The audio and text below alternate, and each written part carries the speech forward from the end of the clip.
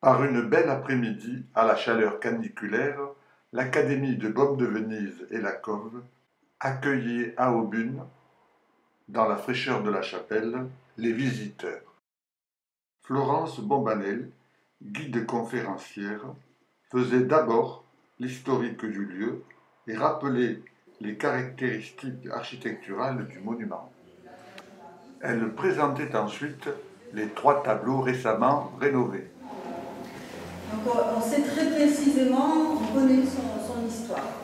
Commandé en 1629 et terminé en 1631, les Andes n'a pas franchement de culte spécifique. Une vidéo leur montrait le travail réalisé par les volontaires de l'Académie et de la CAR. À l'extérieur, enfin, Florence expliquait les beautés architecturales de ce clocher.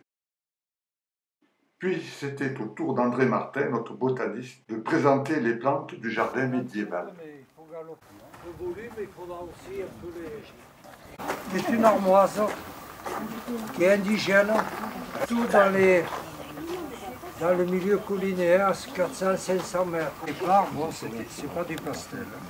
Donc elle est là, on l'a laissée. Alors ici, j'avais récupéré aussi, il repart, ce qu'on appelle l'Alcana tinctoria, plante tinctoriale qui était utilisée comme la garance, mais ensuite on l'emploie dans les pâtisseries, dans les confiseries pour colorer. Alors salsifis et scorsonera. Alors, le petit détail pour les reconnaître, mais ça, bon, c'est un petit détail que je me permets de dire, c'est que